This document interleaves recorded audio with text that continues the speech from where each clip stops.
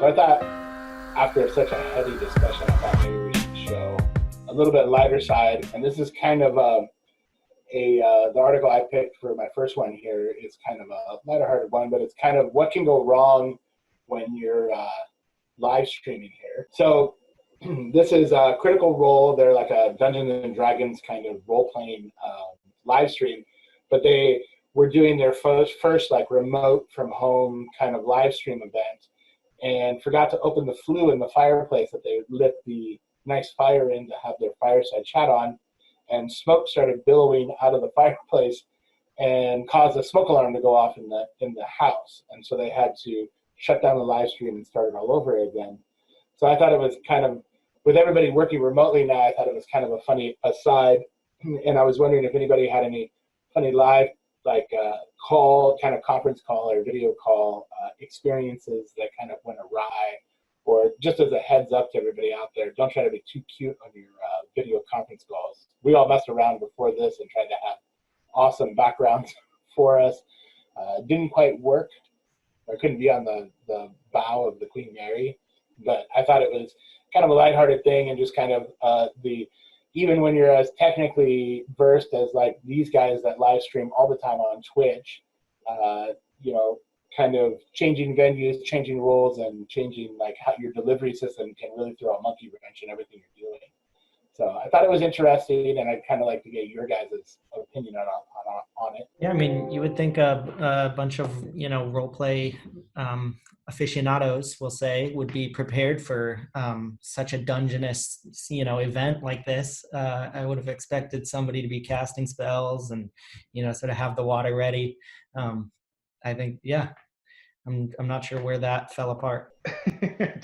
I don't know where to go from there. I think, yeah, I mean,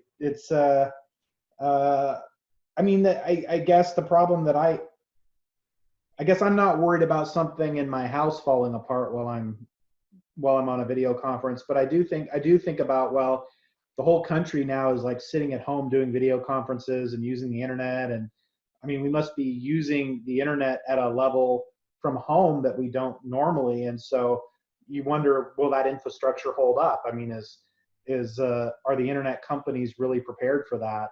They seem to be. It seems to be working. So, but yeah, I think that seems like the next shoe to drop is, oh, we're all counting on the internet to be connected to each other and not go crazy without any kind of human connection, and then all of a sudden there's an internet blackout. That's kind of the next shoe to drop on this.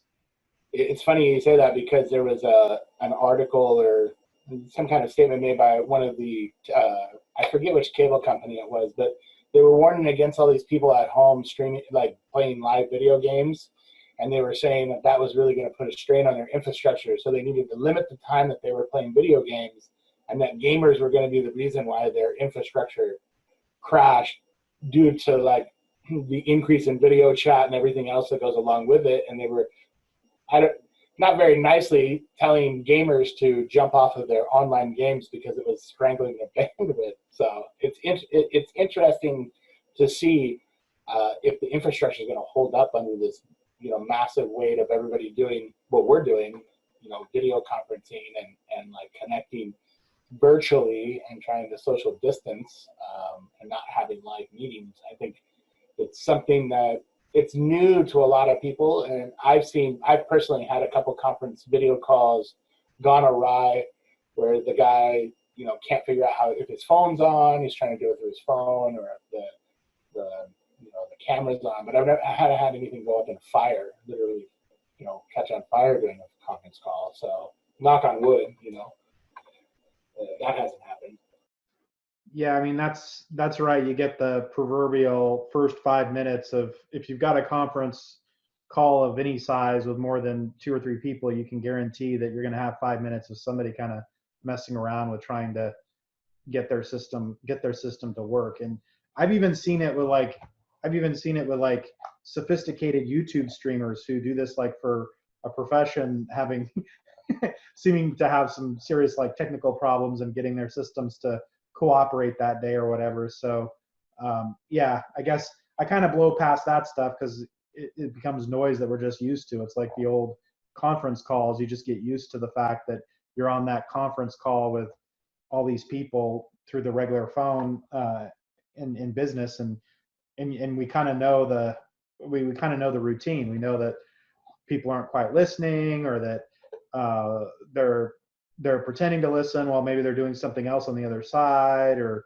there's funny memes and videos about that kind of stuff, but it's classic, right? I mean, it's the way it goes, and I think we'll probably come out of this period with memes and funny kind of common experiences dealing with video conferencing, I'm sure.